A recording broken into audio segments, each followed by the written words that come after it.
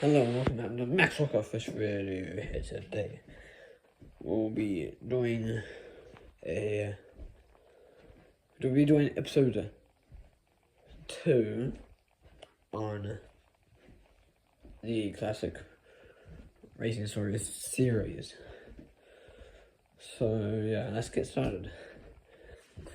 So what we're gonna be talking about is Group B from the 1980s. Any for motorsport fan or rally or WRC fan will obviously know what I am talking about.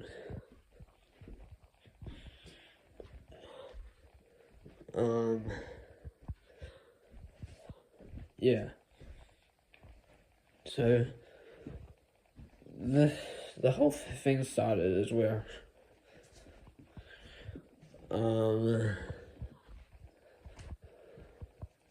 with the last in 1970s, like the late 1970s, people got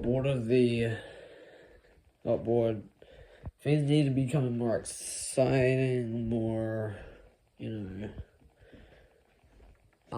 exciting for the fans.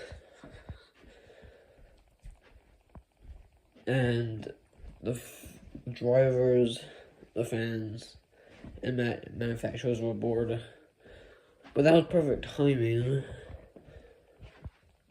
Because Johnny Ballista was announced the WRC championship.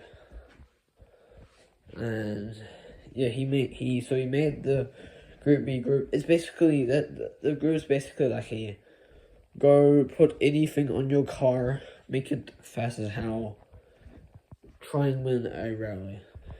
Yeah, so obviously they will have rules like you can't have like a certain tire, obviously, because but and some other rules, but that's just it. You can put like a turbo 2, 3, I don't know if you can do 3, I don't know, 2 turbos, maybe like a V8. You can put anything in the car. And yeah, that's what some manufacturers did. So 1982, Audi won it. 1983 is where Lancia and Audi had one of the most famous rivalries. We're kind of doing another rivalry video, really. Yeah. So this happened in 1983 WRC season. Lancia won the 5 of the races, and Audi won 4 of the races, but it was Lancia that got the job done. Yeah. So Audi went back to the drawing board with probably the most famous rally car, which was the Audi Quattro. I don't know, I can't remember. It was the Group B one, like the famous Group B. I think like the most famous paint scheme of it being like the yellow and white Audi Quattro.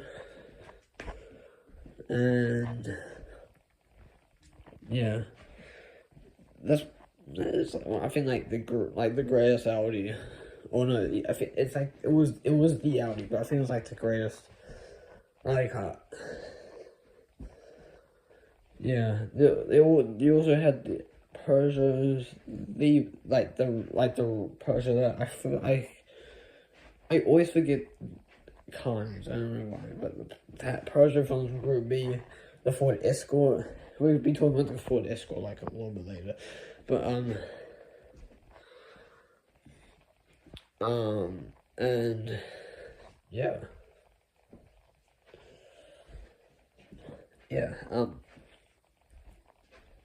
now, all for the fans, this was like really good, but what I haven't told you yet, like, this would be probably the most dangerous, rally, probably the most dangerous, like, sport in, like, one of the most dangerous sports in the world in the 1980s. For a good reason.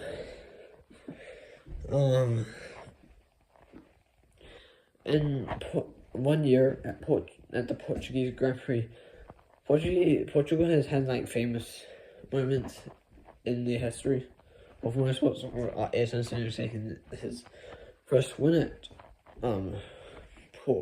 Portugal, and yeah, so obviously this race will be like will be really hyped, and yeah, so it was this turn for this driver in a Ford Escort. I think it was a Ford Escort, and he so we're just going for the obviously in rally you have two people in the car, the driver and the co-driver or the co-pilot. The co-pilot or the co-driver tells you what to do and where to steer and drive.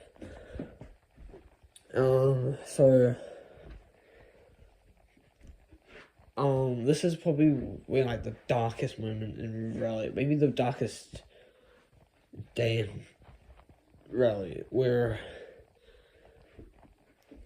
they came down a hill, and then the driver, there was like rumored that there was a person that stepped down on the track. So, before I tell you the next stuff, the fans used to like run out into the circuit, just like the rally track, and try and get too close to the vehicle. Obviously, they have to get out of the way because they don't want to get hit. Yeah.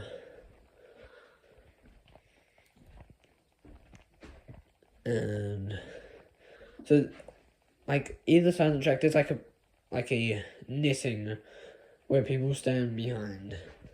The Ford Escort ran into those nets, through the nets, and the co-pilot remember the moment vividly. He remembered going after bump, after bump, after bump. Those were the bumps of the car going over the people. So many people got ran over. 3 people died. A mother and his 1 children died as well. And yeah, the most craziest part is that the stage went on for some reason. Yeah, and all fingers were pointing at John Ballista and his like assistants. Yeah. And at FISA, I think. I can't remember. But yeah, but the day that would seal the fate for Group B is that one rally event is where one driver went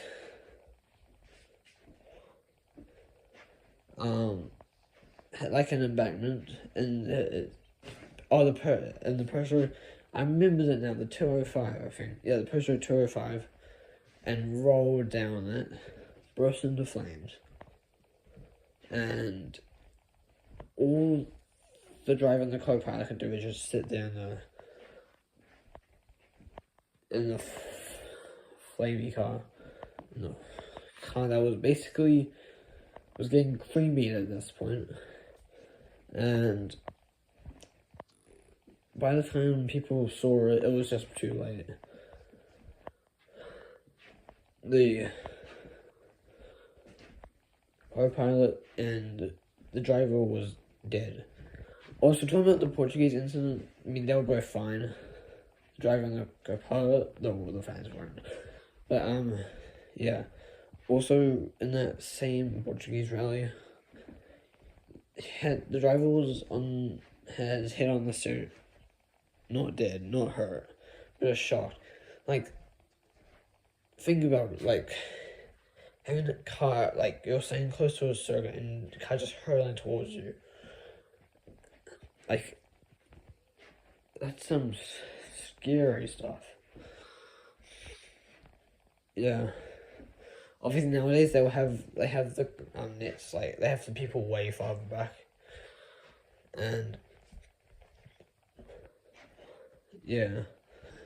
So there was a few more incidents before this event, and the Peugeot 205 incident that has had death.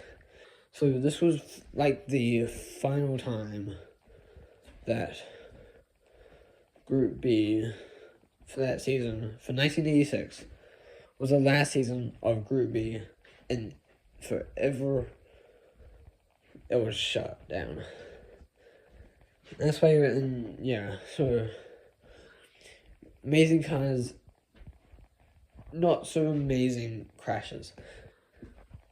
Yeah. Like, the Group B was also in, like, the golden era in, like, the 1980s. It was, like, turbocharged Formula 1 cars, Group C cars. Yeah, so, yeah. So if you like this video, subscribe, why not? And I'll see you in the next video. Peace, subscribe.